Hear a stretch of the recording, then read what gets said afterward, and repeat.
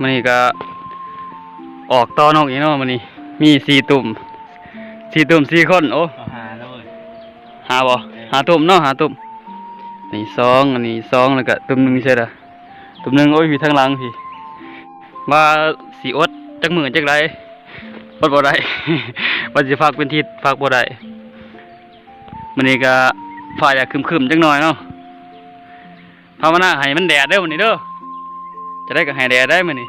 เพราะว่ามื้อนั้นหันฝนตกปึ๊ดมื้อมันนั้นฮะจนว่าตอนนกขึ้นนกก็บ่ฮ้องนี่จักนกสิฮ้องแล้วบ่มื้อนี้พร้อมนกไหลแต่มือเดียวเท่านั้นหลังจากที่ว่าขึ้นมาในผ่าน1เนาะนี่ผ่านที่2เป็นผ่านที่ว่าสั้นเติบหรือว่าสั้นที่สุดในบรรดา4ผ่าน4ฐาน4พักเนาะขึ้นมานี่ก็จำเป็นต้องได้พักอยู่นี่ก่อนเพราะว่าเฮาย่างขึ้นมานี่ก็เมื่อยหลายเติบแล้วก็ต้องขึ้นมานั่งอีกจักประมาณ 4-5 นาทีก็จังได้ย่างต่อไปผ่านที่3ก็ถือว่าบ่สัตว์ปานใดแต่ผ่านที่4นี่ก็หนักเติบแล้วขึ้นไปนะย่างจนเมื่อยทางก็แคบๆบ่มีหินมีหยังแบบดินผู้พุยนะยืนบ่ตรงเนี่ยก็มือลง3อันนี้ก็ยังว่ามีหินก็อยากย่างง่ายอยู่ถือว่าสั้นก็ถือว่าโอเคอยู่เนาะเมื่อเฮาย่างขึ้นมาฮอดผ่านเทิงสุดแล้วผ่านที่4เนาะถือว่าสั้นกว่าหมู่แล้วก็หลายเวลาแซมปานนี้แซมใหม่ๆเนาะบางคนก็บ่แซมบางคนก็แซมเพราะว่าก็คือแซมก็ต้องได้แซมเนาะใส่หมักใหม่เด็กน้อยน้อยเพื่อให้หล่อนกทุกชนิดที่เห็นแล้วก็มันก็โตนลงมาเนาะสามารถได้เกือบทุกชนิดเลยเนาะเดี๋ยวเฮามาลุ้นนำกันค้อนแรกเนาะมื้อนี้ค้อนแรกฟ้าก็ครึมๆแน่โอ้จักจะได้ละนกก็บ่อยากฮ้องแล้วมื้อนี้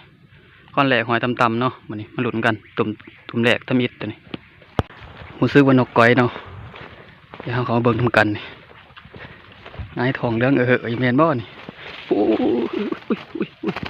ยโอ้ย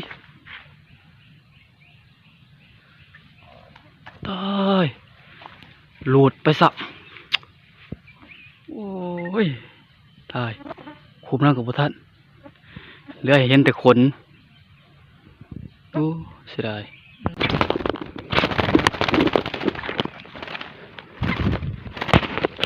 นี่เนาะ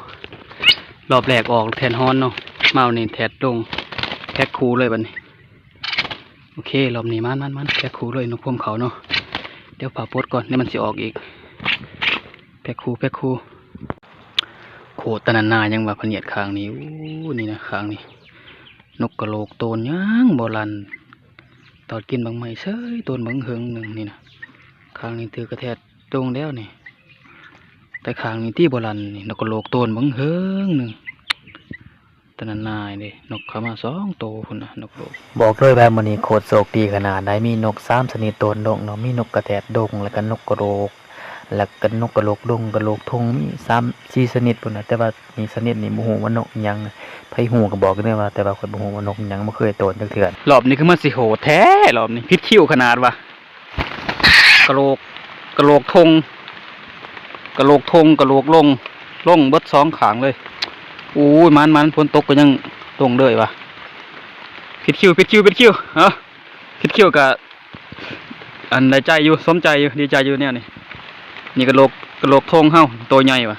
นี่กระโหลกลงเนาะลายมันกับกระโหลกลงคือกันโอ้พิษคิ้วมาเบิ่งตุ่มที่2เนาะตุ่มนี้กับมันอีกตัวนึงแทดฮอน